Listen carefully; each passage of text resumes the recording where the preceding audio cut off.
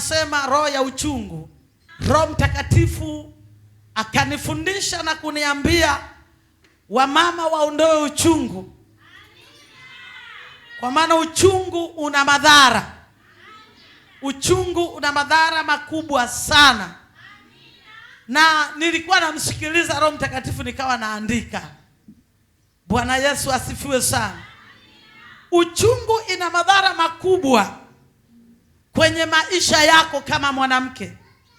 Niombe hata we mwanamume uone mahali ambapo una uchungu, kwa maana ni roho. Lakini roho hii imemkalia mwanamke toka kwenye enzi la bustani la Edeni. Tusome kwenye sura ya 3 kitabu cha Mwanzo, jinsi gani uchungu umeendelea na ilianzia wapi. Bwana Yesu asifiwe. Amen. Mstari wangapi unataka kusoma? Sura ya 3 mstari wa 11. Amina, nitasoma. Akasema, ni nani aliyekuambia ya kuwa uchi? Je, umekula wewe matunda ya mti niliyokuagiza usiale? Adamu akasema, huyo mwanamke uliyenipa awe pamoja nami ndiye aliyenipa matunda ya mti huo nikala. Bwana Mungu akamwambia mwanamke, nini hili ulilolifanya? Mwanamke akasema, nyoka alinidanganya nikala. Bwana Mungu akamwambia nyoka, kwa sababu umeyafanya hayo, umelaniwa wewe kuliko wanyama wote na kuliko hayawani wote walioko mwituni. Kwa tumbo utakwenda na mavumbi utakula siku zote za maisha yako. Ndiyo. Nami nitaweka uadui kati yako na huyo mwanamke, na kati ya uzao wako na uzao wake, huo utakuponda kichwa na wewe utamponda kisigino. Akamwambia mwanamke, hakika nitakuzidishia uchungu wako, na kuzaa kwako kwa utungu utazaa watoto. Ndiyo. Na tamaa yako itakuwa kwa mmeo. Bwana Yesu asifiwe sana. Mwanamke yote anapoanza maisha, kuna vitu anazuiliwa asiende kufanya kwenye ndoa yake, na anapoingia kwenye ndoa anaingia kufanya vitu vyake anavyoona, anaenda kufanya vitu anavyoambiwa na wengine. Kwa hiyo mwanamke huyu aliingia kwenye shida ya uchungu, na kwa sababu alikula tunda akamfanya mke wake mumewe aonekane yuko uchi. Kwa hiyo unapokuwa na mke, jitahidi kumwondolea maisha ya uchungu. Amen. Mama anapokuwa na uchungu kwenye kanisa, mambo hayawezi kwenda vizuri. Halo. Amina. Bwana Yesu asifiwe sana. Amen. Kwa hiyo laana hii bado haijatoka. Kwa neno hili ninaomba laana hii itoke ndani yako. Amina. Uchungu inaua. Amen. Bwana asifiwe sana. Amina. Unapokuwa na uchungu unaua maisha yako. Unaua huduma iliyo ndani yako. Unaua biashara iliyo ndani yako. Unaua malengo au talent ulizonazo. Zote unaziua. Haleluya. Na unaanza kuonekana bwege. Ndio. Baada ya semina hii sitaki kuona unaitwa bwege tena. Amen.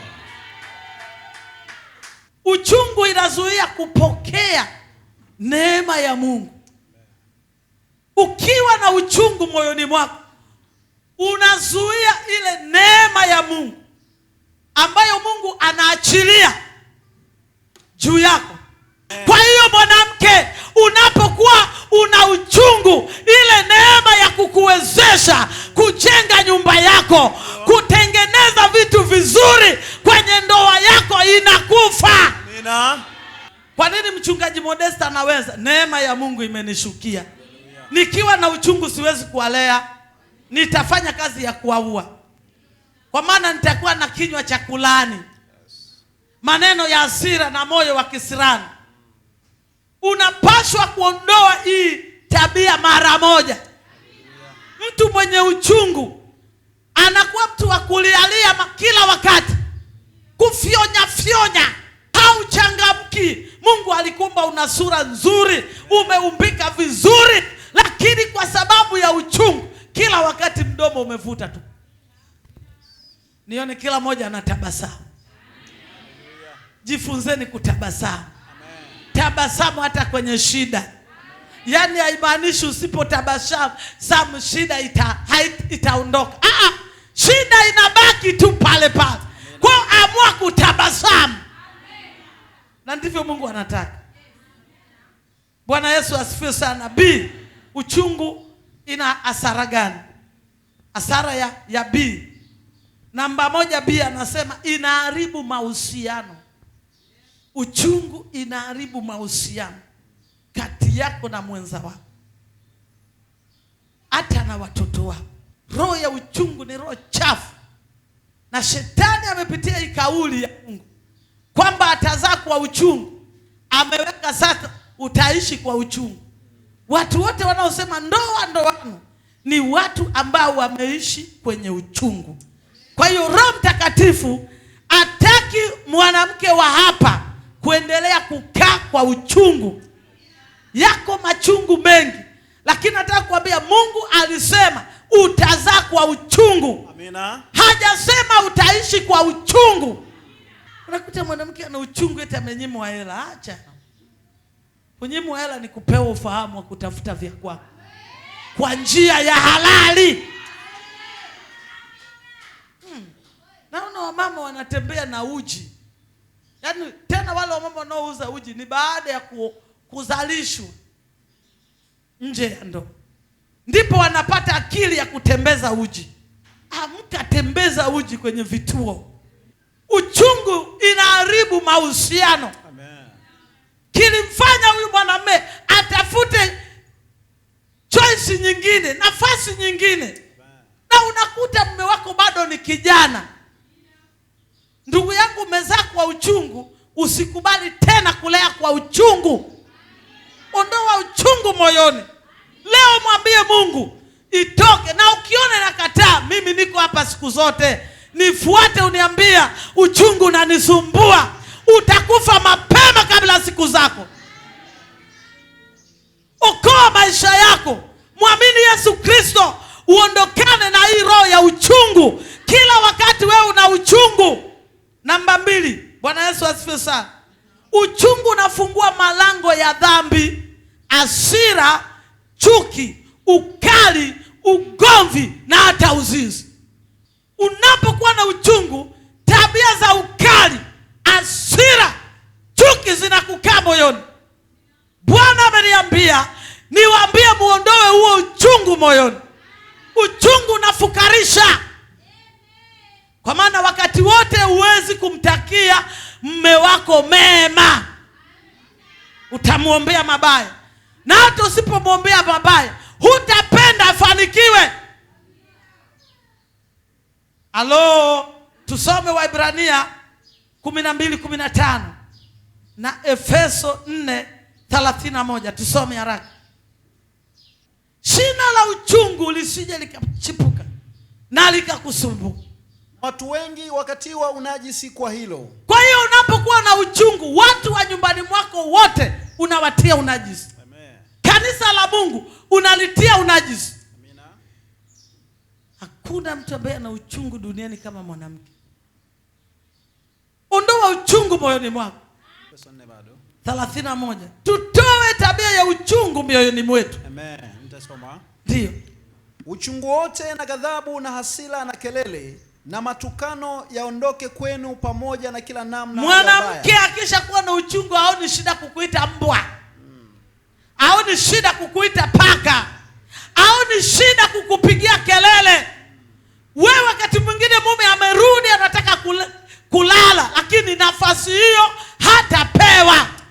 Uchungu unazuia baraka. Na unakosesha mafanikio. Kama umekaa na mama yoyote, sare yake unaiona, mtikise, mwambie sikia neno. Uchungu unamzuia mama kusema kitu kwa upole. Saa zote unataka useme kwa sauti ya juu. Saa zote unataka useme kwa sauti kubwa. Saa zote useme ovyo. Zuia ulimi wako. Haleluya. Uchungu unaleta kifungo. Wamama wengi wameingia kwenye vifungo vya mara kwa mara. kwa sababu ya roho ya uchungu. Hiyo ina maana laana ya uchungu bado inatembea. Tusome. Tasoma. Kwa maana na kuona u katika uchungu kama nyongo. Ndiyo. Na tena u katika kifungo cha uovu. Umeona? Mungu anakuona una uchungu kama nyongo. Amina. Pia uko kwenye uchungu wa vifungo. Hallelujah. Shetani anapata nafasi kuharibu hata uzao wako. Kwa sababu jana tuliona mwanamke ni mlinzi. Unapokuwa na uchungu, ulinzi umeuacha. Tusiwe watu wa kupokea kila jambo baya kwa roho ya uchungu. Na uchungu umemfanya mwanamke aone mume wake amfanyii vizuri saa zote. We kanunue nguo, kanunue sijui nini. Yaani hata ukinunua atakwambia ulionunua sitaki. Wanaume wengi wameacha kununua zawadi.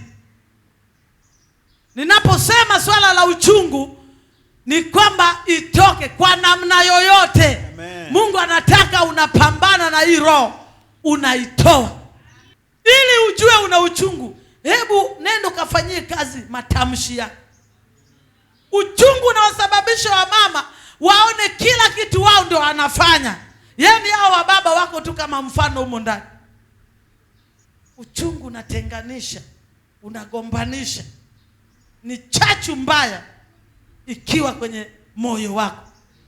Hutakaa na mahusiano mazuri na utaingia kwenye vifungo vya mara kwa mara. Ndio maana mnaona kila jambo mnalotaka kufanya, jambo la kwanza shetani anakuambia haiwezekani. Kwa nini? Amesha kufunga kwenye uovu. Unamilikiwa na pepo mchafu. Mtu yeyote mwenye uchungu ana roho chafu ndani yake. Marko sura ya 5 ukisoma, yule pepo wa Legion alipiga kelele na kumwambia, una nini na mimi Yesu? Roho za makaburi zinakaa ndani yake. Vifungo hivyo vinahitajika kuvunjwa ili wewe ubaki salama, uishi maisha ya furaha. Amina.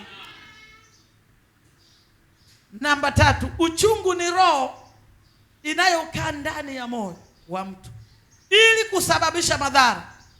Pale unapopata jeraha ya moyo, uchungu ndipo unapoanza. Usipokuwa na tabia ya kusamehe, kusamehe ndio kunamsaidia mtu aachilie. Nani ananielewa? Uwezi kuachilia kama hujui kusamehe. Mathayo, kwa maana mkiwasamehe watu makosa yao. Endelea na mimi nasoma 14. Kwa maana mkiwasamehe watu makosa yao, na Baba yenu wa mbinguni atawasamehe ninyi. Ndiyo. Bali msipowasamehe watu makosa yao, ndiyo, wala Baba yenu hatawasamehe ninyi makosa yenu. Uchungu unamkalia mtu asiyesamehe. Kila kosa unalokosewa unaliweka. Unazuia mafanikio. So utafanya moyo wa mwenza wako usiwe na furaha. Uchungu pata kwa wasichana wasioolewa kabisa. Wasichana ukitaka kujua wana uchungu, waweke kwenye nyumba moja 6. Mimi pale ninao 6. Wanaweza wakaamka wanagongana kwenye geti moja. Yaani unaangalia mpaka unajiuliza hii yote ni nini? Uchungu unazuia uchangamfu. Na Biblia inasema moyo wa kuchangamka ni dawa, na wala hatakosa kufanikiwa. Sulemani ameandika katika kitabu cha Methali. Gine sura ya ngapi Methali? Moyo wa kuchangamka ni dawa. Mtu yeyote mwenye nyota ya mafanikio ana moyo wa kuchangamka. Sema amina kubwa. Moyo wa kuchangamka ni dawa. Uchungu ukiingia, moyo wa kuchangamka unatoweka. Kwa hiyo mafanikio yanagoma. Uchungu unatokana na nini? Kutofanyiwa vizuri, kuumizwa na mpenzi wako au mtoto wako au wale uliowategemea. Mungu anataka uumizwe na usiumie. na ukiumia utibiwe upone.